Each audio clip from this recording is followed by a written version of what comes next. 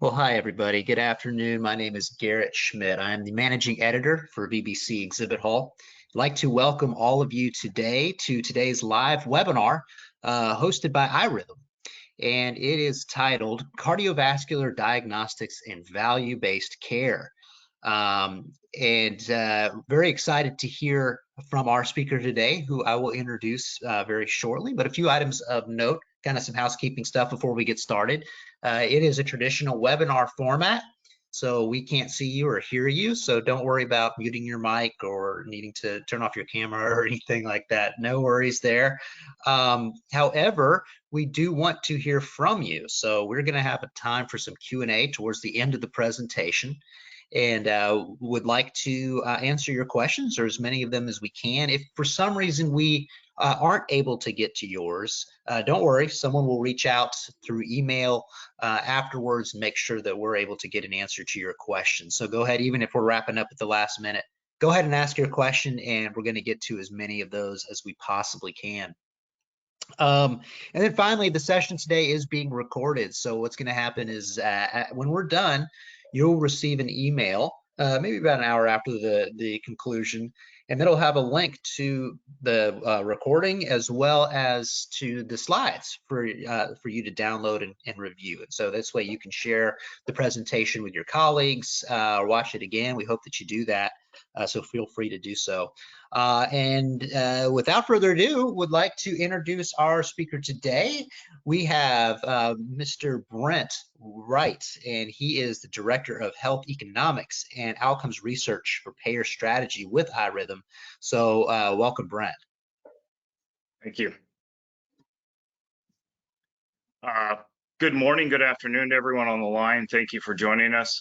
My name again is Brent Wright. I am the Director of Health Economics and Payer Strategy at iRhythm.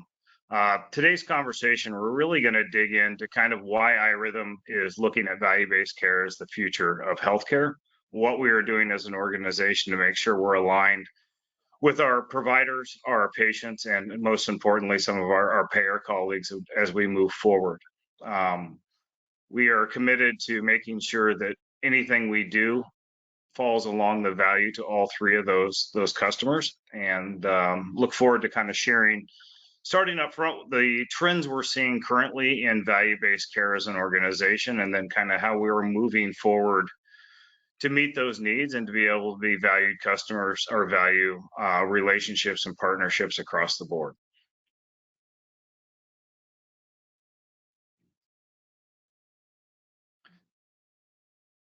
So we're going to do a audience poll here. What is your biggest concern or pain point related to value-based care? Okay, I have pulled up the poll, so you should see this, and this is a choose one. And of course, this is going to be anonymous, but we'll share the results here so you can see where you stand among your colleagues. And we'll give folks just another minute here to respond. And the choices are data integration and interoperability, lack of resources to sufficiently implement, revenue, which is always a thing, evolving policies and quality measures, and provider resistance to VBC programs. So what is your biggest concern or pain point related to value-based care at this point? Okay, it looks like most of the results have come in, so we're going to give it about 5 more seconds.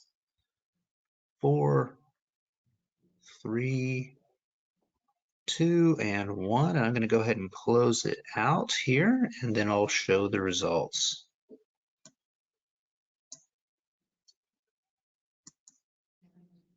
All right, Brent, are you able to see the results? I am not, unfortunately. Okay, that's all right. I'll read them out to you. So for data integration and interoperability is 13%. Lack of resources to sufficiently implement is going to be 35%. So that's the largest. Revenue, of course, and that's 22%. It's always a thing. Evolving policies, that is 13% as well. And then provider resistance is 17%. So very interesting. Kind of even across the board there with a couple standouts. Not something we haven't heard. The lack of resources to sufficiently implement has been on the minds of a lot of our customers. And how do we do this? And how do we get things right? So, uh, I've been talking about value-based care for quite a while, and this is a slide that I've used since 2014. And what's funny is that I still use this slide because I believe this is still very pertinent to what we see today. Providers and healthcare systems have a foot in each boat, right? They're straddling between fee for service and fee for value or value-based care. And this can be a very difficult thing to figure out. On one side, we're working in a fee for service environment, and on the other side, we're trying to meet all the different endpoints around our value-based care contracts. And so this can cause, to your point, some issues with staffing and ability to pull this off. So, starting out real high level here, this is as an organization at iRhythm is how we take a look at the value base and making sure that we're going into what we do every day, whether it be research or how we design things or anything around that meets these kind of 4 areas, right? So are we providing performance measures or something that allows our providers, our patients, or our payers to have value from what we do? The other side is system and data interoperability. Really, iRhythm is a data company. We have over 1.5 billion hours of curated ECG data, and so we are able to give that back to our customers in near real time back to what they're actually seeing within their patient population. The other side of that, we want to make sure that the quality of service is beyond anyone else in the market or beyond anyone else in our space. And then lastly, and really where I kind of step in from a health economics and outcome research, is making sure that everything we do is tied to value and around the driving the appropriate utilization and making sure that this is a cost-effective way to do things. And we'll kind of get into that as we go through this. The next area really we want to look at is, payment models have changed pretty dramatically since the Affordable Care Act went into place. And what you'll see here really is a linear look of what is occurring, and it continues to change what feels like daily. But on the left, you have just your basic fee for service. Patient comes in, sees a physician, physician gets paid for seeing that patient, pay for performance. We saw a big uptick in the late 2018, 19 around patient-centered medical homes. Bundled payments. This is really interesting because when we talk about this, which I will in a little bit, cardiology, this is really where they've entered into some of the value-based, is really around the episodic or bundled payment. And then in green is really where we start to get out to the population-based type of value-based agreement. So accountable care organizations, high-performance networks, looking at upside downside products. So you're taking risk either on the upside or the downside or both. And then lastly, and probably the one that is moving the quickest right now, and we'll talk about that as well, is full risk or global capitation.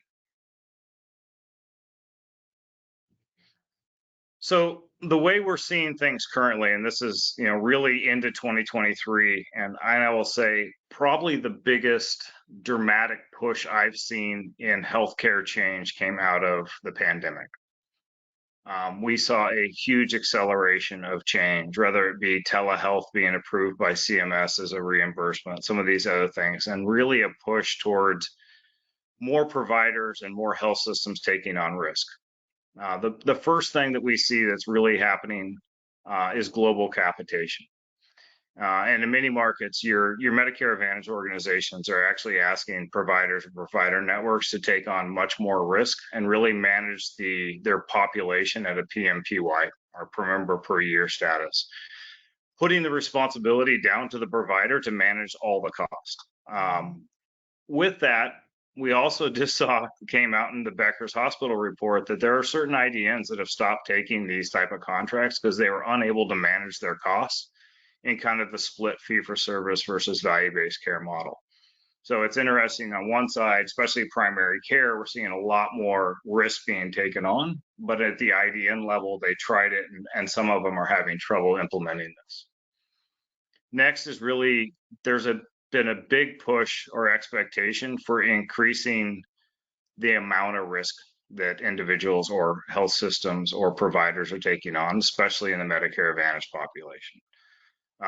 what is called the Division of Financial Responsibility, or i.e., what are you at risk for? So really, are you at risk just for medical? Are you at risk? So let's talk Medicare. Are you at risk for Part A, Part B? Are you at risk for Part D? Or what? How does that look? And so we've seen a pretty dramatic shift that more and more financial responsibility, or i.e., risk, is being pushed down to the provider or the health system level. Lastly, and I would say this is probably, one of the things that I think has probably been the biggest driver that we've seen is that payers are now building out their own provider networks. As we probably all know, United Healthcare has Optum Care or Optum Health. Humana has Cinerwell. CVS bought Oak Street earlier this year. We know there's a partnership between Walmart and Optum Care. And then if you saw in the recent news, Walmart is looking to buy ChinMed. Those are all kind of in the Medicare Advantage space. The other thing we just are seeing is like Blue Cross Blue Shield of Arizona launches Persona Health for their PPO patients, their commercial PPO patients. There was also another announcement today, and I apologize, but there was another large health system ACO that has taken on risk with United Healthcare for their commercial population, and that was actually announced early this morning. So we continue to see these partnerships occur between payers, especially Medicare Advantage, and providers, and building out networks and building out these risk sharing opportunities where the financial risk is being pushed downhill, so to speak, down to the provider level. So talk just a minute about kind of global capitation, because I see this one as kind of one of the bigger upticks that we've seen since the pandemic. So really, when you think about it, is the provider is now being asked to manage all the costs, all direct and indirect costs occurring within a population, right? And this is obviously looked at and expressed as a risk-adjusted per member per month number. These can include up to and limited to or more than inpatient, outpatient, professional, pharmacy, and auxiliary services. The one thing I will say that we're not seeing a ton of is provider networks being asked to take on Part D or pharmacy costs. A lot of the payers are leaving that within their pharmacy benefit managers to manage. And so really, it really becomes just Part C in the Medicare Advantage spot.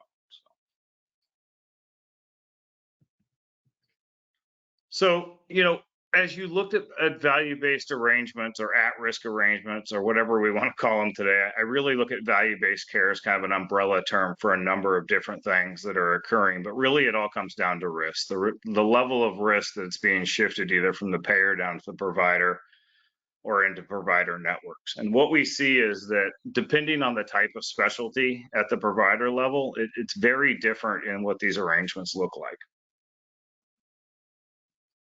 So this came out this year from McKinsey and Company, and really they looked at kind of an adoption curve. And on the left, you have high adoption, and on the right, you have low adoption. And what you'll see is that primary care, almost across the board, is where we see the fiscal responsibility landing, or the steward of the healthcare dollar, as I like to say, has really come down to the primary care level. There are numerous programs that are put out by CMS, as you see down below, Medicare Shared Savings Programs, ACO REACH, but there's a lot of direct contracting between MAOs, Medicare Advantage organizations, and these provider networks, including their own. On the other side, and really where iRhythm sits is kind of on the cardiovascular space, and you'll see they've been much slower to adopt and really have a foothold more in a fee-for-service world. And we really think this is an opportunity where primary care can become the leader in becoming the quarterback on what actually ends up in cardiovascular and decrease spend, improve patient outcomes, patient journey, et cetera. Right to this day, the biggest uptick in cardiovascular has been episodic. So the bundled payment, compensation incentives really have been the biggest thing. You think that around cabbages, et cetera. And what this is really that there's a single capitated payment for an episodic care, which will include the hospital, the physician, long-term care facilities, SNFs, et cetera. And they kind of share in that single capitated payment, but it's episodic and doesn't get to the population level.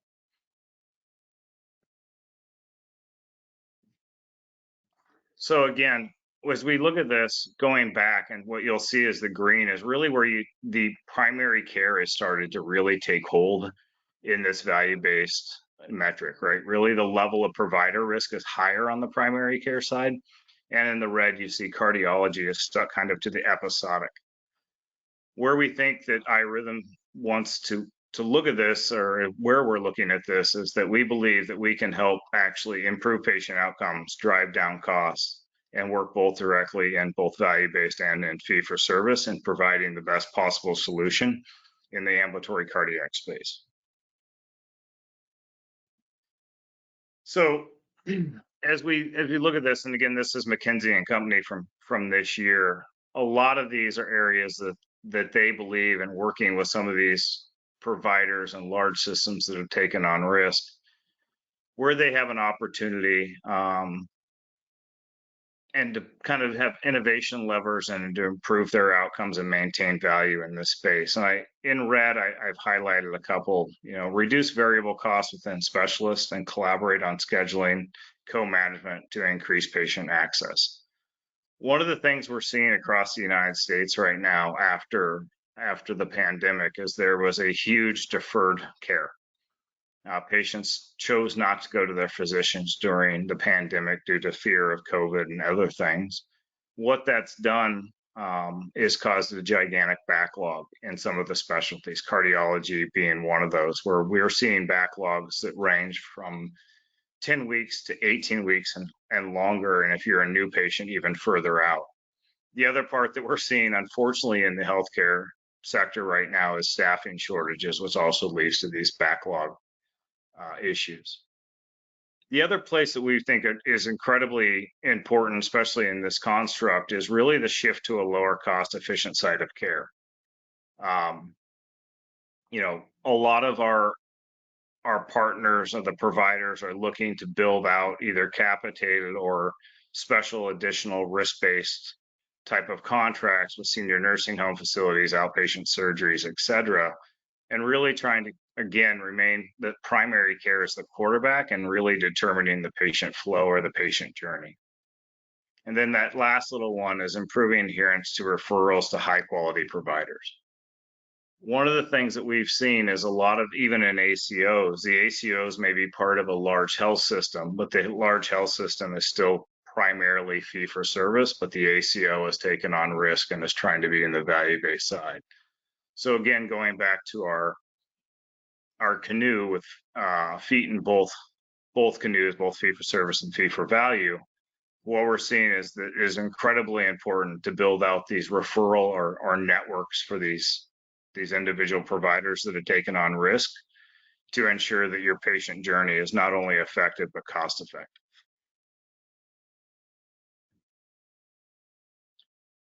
So, when we think about iRhythm and where we sit in the space, we are an ambulatory cardiac monitoring company. Like I said, we are a data company. We've been in business since 2012, and we really have worked both on the cardiovascular side and the primary care side of the house. And we believe there's a unique opportunity to improve the patient journey for cardiovascular and palpitations, right? And I'll explain what I mean by that. So this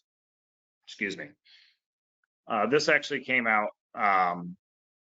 from a talk that happened in 2022. And this physician was talking about a study they looked at where, palpitations are common. They occur all the time, and approximately 6 to 11% report experiencing palpitations over the course of a year. And then when they took a deeper dive on this, what they found is that almost 16% of all primary care visits were associated with palpitation. So, you're almost looking at 1 out of every 6 or 1 out of every 7 patients that goes in to see a primary care physician is complaining or has complained of palpitations. In fact, palpitations are the second most common reason for patients to be referred to cardiologists. What's interesting there is the number one cause is post-cardiac event, right? So the patient has had a cardiac event and is now going to see a cardiologist for follow-up, post-stroke, post-heart attack, post-syncope, et cetera. They did a study and they looked at 190 patients with palpitations who were followed for 1 year to understand exactly where the palpitation should be attributed to. What you'll see is about 43% of them were caused by cardiac issues, 31% caused by anxiety or panic disorder, 6% were caused by medications or supplements, and then the other two were 4% non-cardiac, and then 16% of the time no cause was found. So if you think about this from, if you're a primary care or value-based organization, and in many cases, if a patient comes in with any type of cardiovascular issue, the first thought is to refer them on to cardiology. Well, in this case, you'll see less than 50% of the time, the palpitations were associated with a cardiac event or a cardiac issue.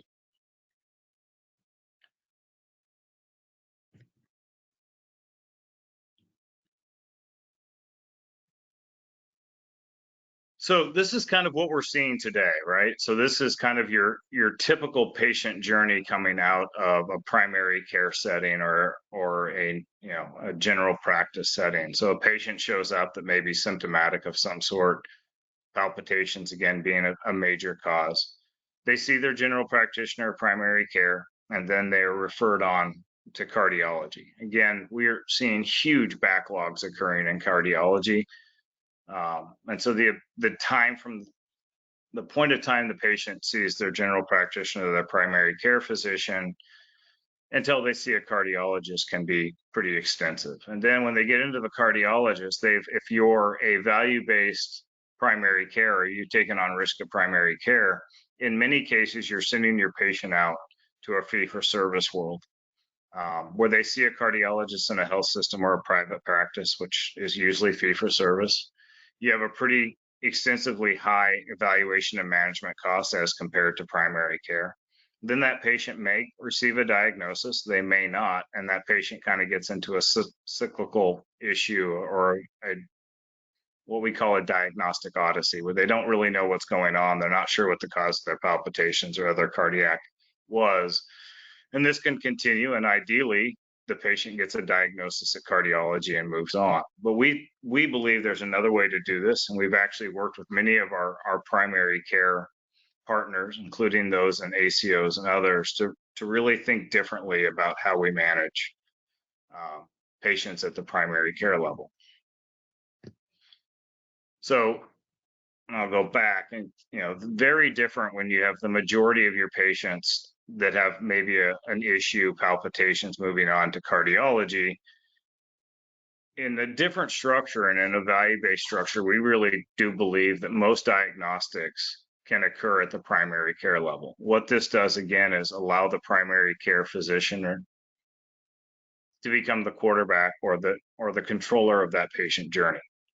Really, so the majority of your patients, if less than half of your patients' palpitations are cardiac related, that means those patients actually don't need to leave primary care. They can stay in primary care, have a differential diagnosis, and be managed there. Of those patients that have a need or have a symptom that is related to a need to see cardiology, at that point, they can be referred on to a cardiologist with a diagnosis. So they're going into the cardiologist already knowing what the issue is, or at least a portion of the issue is. And that allows the cardiologist to be much more pointed with their treatment. And then there's a small subsection of those patients that may require an electrophysiologist for things like ablation or cardioversion or other things that may be necessary based on the arrhythmia found. What we've seen in that, and I'll go back again, is in the other impact the system, this has a major impact on patient access to specialty. By seeing a cardiologist without a diagnosis, you're driving up cost. The time to diagnosis goes up due to backlog. And then if you think about, appropriate risk adjustment, especially important in the primary care value-based setting, if you've taken on risk to properly risk adjust your patients, that time goes down. And then again, going back to what we consider a more optimal model in this, the patient access improves. We've seen a dramatic drop in cost of care, time to diagnosis improves, and then appropriate risk adjustment also improves.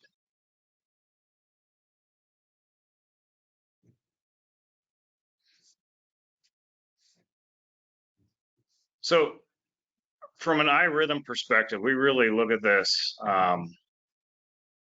in a couple ways. When we talk, I work a lot with some of the large provider networks that are associated with health plans. And when I've talked to them and to their innovation teams, these are the 4 areas they said, if you can come across and help in these 4 areas in value-based care, you'll be incredibly impactful to what we're trying to do, right? And so really it's the quality. Can you improve our quality? Can you reduce 30-day readmissions or length of stay? Can you help us with some of those quality metrics that we're being held to?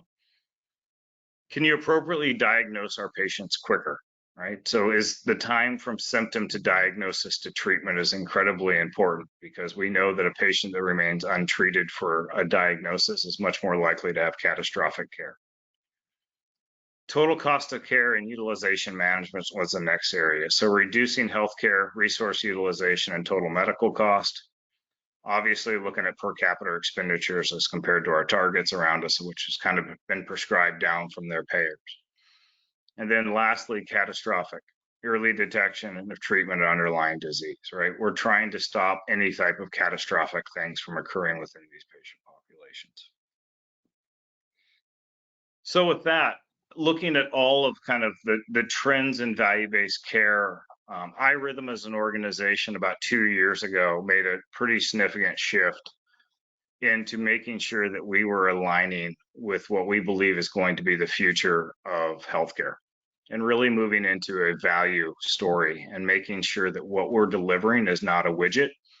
It's a service that allows a number of things: an earlier diagnosis, reduction in healthcare resource utilization, and ideally a reduction in total medical cost. To be able to do that and to be able to work with our payer and providers, we had to do research, right? We had to work and understand exactly where within these value constructs, I go back to those 4 things like data, interoperability, reducing cost, better patient outcomes, quality, all these things. What could we show, and what do we do that makes us different in this space?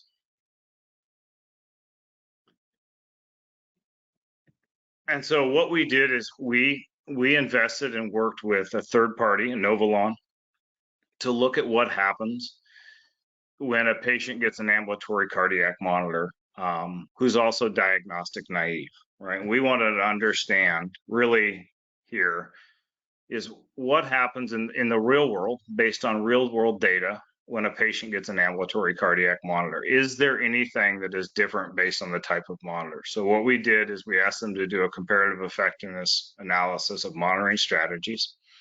We wanted to look at clinical outcomes and healthcare resource utilization.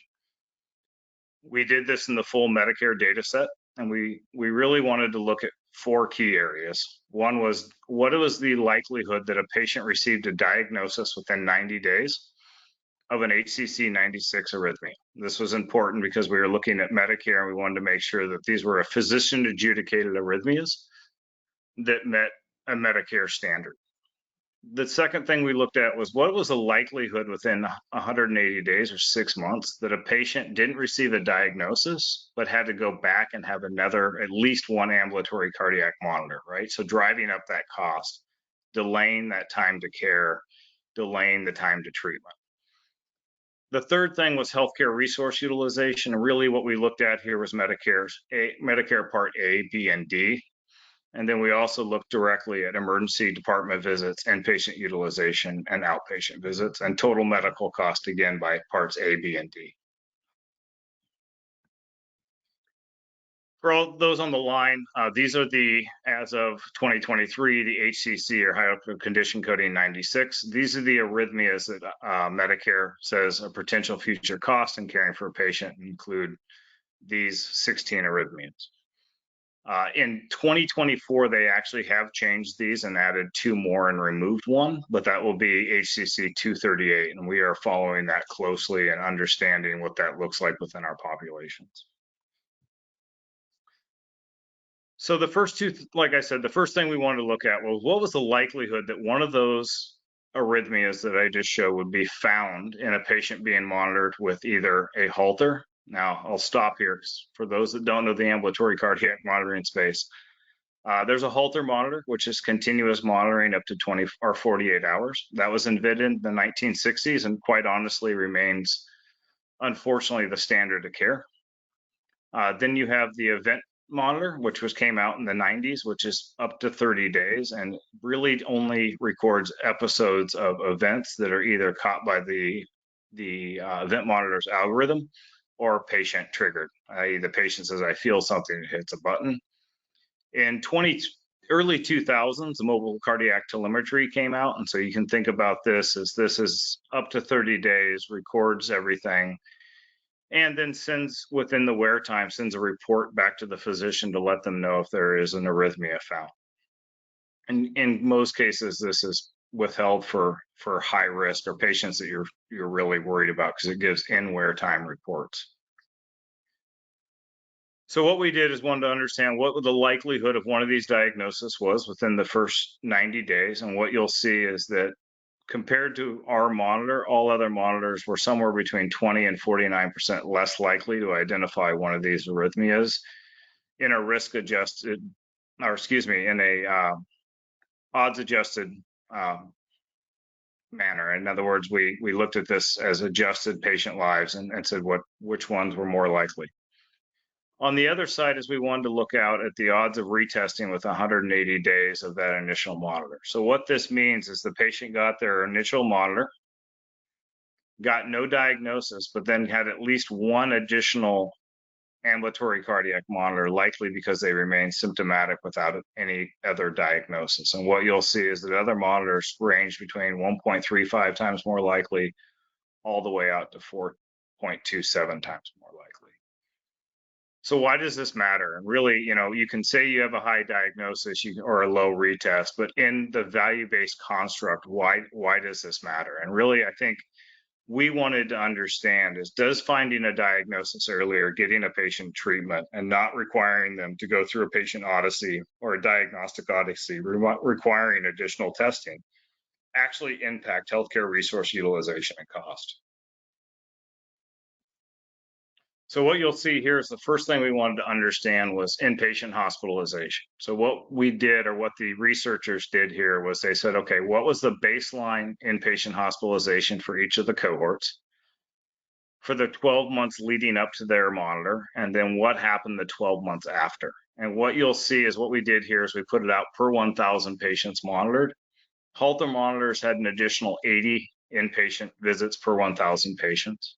Events had an additional 100 more inpatient hospitalizations per 1,000, and then MCTs 90 per 1,000, all as compared to the long-term continuous or the 14-day monitor. The next thing we wanted to understand was emergency room visits. Again, looking at the same before and after shot, 12 months before, 12 months after, and comparing those, what you'll see is that Holter monitors actually are associated with an additional 180 emergency room visits per 1,000 patients monitored. Event monitor services were associated with 40 more emergency room visits per 1,000 patients monitored, and then MCTs 80 per 1,000 patients monitored. What is interesting is actually the long-term continuous monitor, it was the only monitor modality that was associated with a reduction in emergency room visits from their pre to their post. Lastly, we wanted to understand outpatient utilization, right? So this would be anything that was not acute. So this could be urgent care, primary care, cardiology, other specialty, et cetera. And when comparing to the long-term continuous cohort, Holter monitors were actually associated with 920 more outpatient visits per 1,000 patients monitored. Event monitor services were associated with 890 more outpatient visits per 1,000 patients monitored, and then MCTs 1,170 more per 1,000 patients monitored. I think what you're seeing here is that strategies actually do matter. What you choose and what happens, and the patient journey or the patient odyssey can have a direct effect on patient outcomes and relatively what amount of healthcare resource utilization occurs.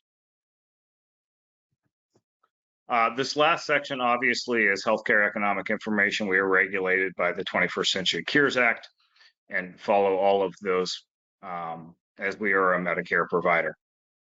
As we go again, as we think towards value, we really wanted to make sure that not only did we have the highest diagnostics, the lowest likelihood of retests, we showed that we had the lowest likelihood of increased healthcare resource utilization as defined by ED, inpatient, and outpatient utilization. But ideally, is there a total cost implication here? Because in the end, value-based care comes down to not just providing high quality care, but it has to be high quality care that is cost effective.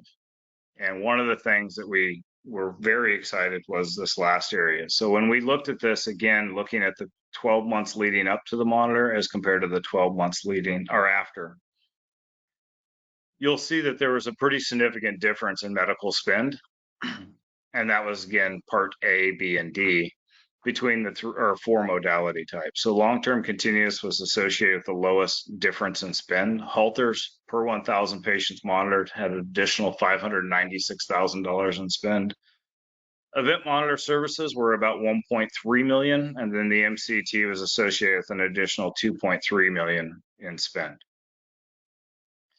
Really, again, as we think as an organization, how do we continue to serve our customers, which includes patient providers and our payer customers? We want to make sure that everything we do is, number one, patient centric. We're developing and building the best possible experience for the patient, but at the same time, that has to end up with high quality outcomes as well as a reduction in spend.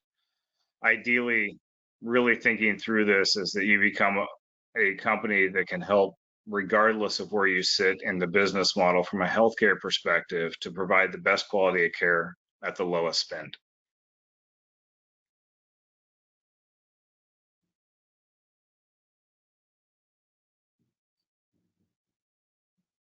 With that really kind of brings us to kind of a Q&A session. Please feel free to ask any questions that you may have. Happy to answer the ones I can, and if not, we can also correspond offline.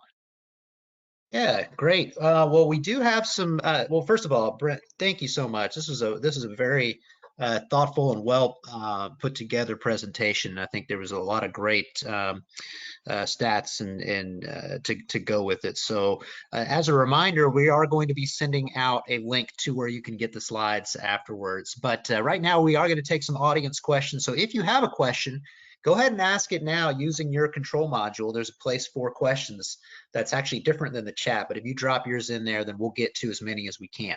So with in no particular order here, let's dive into the first one. This question is, what would you say is the biggest hurdle for cardiology moving into value-based care? I think the way it sits today, their reimbursement structure is still very much fee for service, right? And so as you think about how primary care has been asked to take on more and more financial or more risk, it's a little bit different in cardiology. So looking at different ways of how do we incentivize cardiologists the way we're doing primary care, but still allow them to meet the needs of the patient. So it's going to require, I think, some reimbursement structure changes in the end for them to really want to move that way. And I think also one of the unique opportunities is how primary care that is taken on risk builds partnerships and partners with cardiology to kind of guide them into a different way of doing business, right? Instead of just getting all my patients, regardless of diagnosis, hey, Mr. Cardiologist, you're only going to get my patients where we've done some testing up front and feel like they're necessary or truly need to be at cardiology. I think that when you do that, it's a win-win, both for the cardiology and the primary care side. Good response. Okay, next question here is, aside from value-based contracts, what are some other ways that we could partner with our vendors to know what value we are getting? Yeah, so I think you have to look at what their research is, right? So I think a lot of times on the vendor side, it becomes a widget cost, like, oh, well, your widget is more expensive than this widget or less expensive than this widget. I will caution everyone that inexpensive is not cheap, right? Just because it's inexpensive doesn't mean downstream this is going to be cheap for you. It actually may be much more expensive downstream by trying to save cost up front on a, let's call it a widget price. Those impacts may be pretty hefty. But I also think that there needs to be a change in the way or the standard of care on how these different organizations are evaluated. So if you're a vendor and you want to be evaluated and evaluate you, then you've got to put the time and the research in behind that to show your potential partners that you're true to your word and that you have the research to back up what you're saying. And I think that that shift alone will make things a lot easier for those that have taken on risk to start to choose the better vendor or partners in certain diagnostics. Yeah, great point. Okay, next question here is, given the poll results about concerns of value-based care, 35% responded lack of resources to implement VBC. What are some examples of the resources needed? I think the number one time I see organizations falter is them not understanding their own data, right? Not understanding their own population. And that requires some resources on the data analytics side and the ability to understand, I would say, your patient journey, but at a population health level, right? And so I think that's part of it, the structure. I would also say that some of these value-based constructs are incredibly confusing and complicated, which requires one of the things that I think we saw with the Affordable Care Act is the percentage of healthcare spend after the Affordable Care Act actually didn't go up, but the split to administrative burden went much higher because there were so many more things that these health systems were having to report in on and do that. So the administrative burden in some of these can be extraordinary. So I think part of that is picking your partnerships and understanding exactly what you're trying to do, and that can be difficult, but understanding what your current resources are, what your data capabilities are, and not overreaching, not trying to take on more risk than you can manage based on what you have available today. Yeah, great points. Next question here is, if the data is so compelling to move away from older, more traditional units, what are the main barriers? Insurance coverage versus cost, others?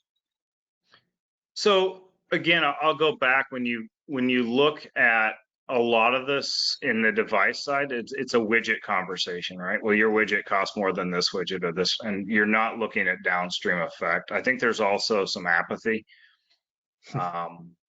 involved, and also this is honestly this study that we just showed was the first study of its kind. It was 287,000 patients that receive ambulatory cardiac monitoring. It's never been looked at before.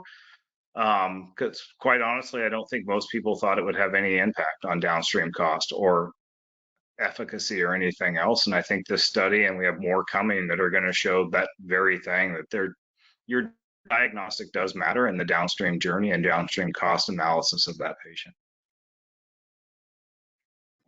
Great.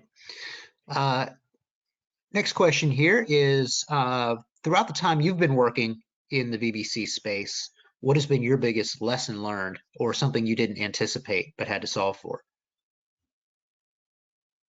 Oh, that's a tough one because I feel like in this space it changes about every 12 seconds. There's always something new. I think probably maybe the thing that caught me off guard was quite honestly the payers entering into this space at the provider level, right? So they're not only are they the payer, but now they've built out these provider networks to manage their costs, and it makes perfect sense to me, right? Because now you're controlling both sides. You're the payer and you're the provider in a sense, and it does give you ultimate control of the spend of the healthcare dollar. But that was not something I saw coming right away, and I think quite honestly, I think that's what we're going to see continue. I think we're going to see these larger payers buying up provider networks and managing their patients at that level. And that also is something that I think will come with some other issues, and what those are yet, I'm not sure, but I do see some trepidation down the road as that becomes more of a single payer provider type thing where you can get into monopolies and some other things. Got it.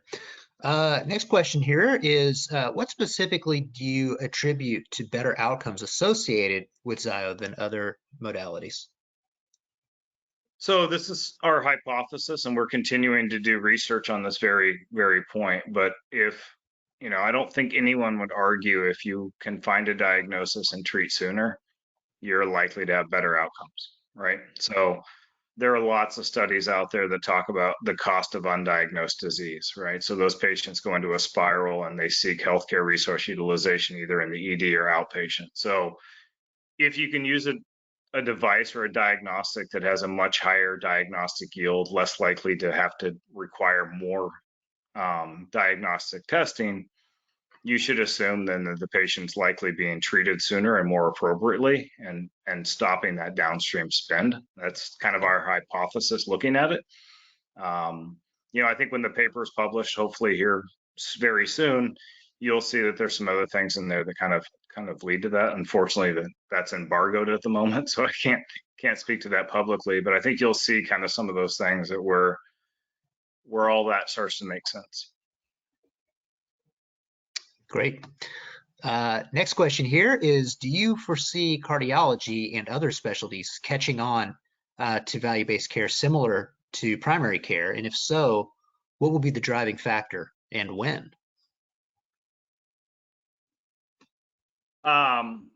So, to be fair, there are value-based cardiologists out there. I mean, I'll give you an example of one, a virtual cardiologist, Heartbeat Health, which is a virtual cardiology that does a lot of things in value-based care. It's one we work with, helping our primary care that maybe don't have links to cardiology the way they want. So there are cardiology groups that are starting to go to the value-based care. I would go back to, I think it's the reimbursement, right? How do they make money on value-based care, and how, because I mean, cardiology is one of the highest spends in healthcare, or oncology, right? And so how do we do better about incentivizing cardiologists differently? And I think that's going to require some reimbursement reform, whether that be at the payer level, provider level, or inside of these type of value-based constructs.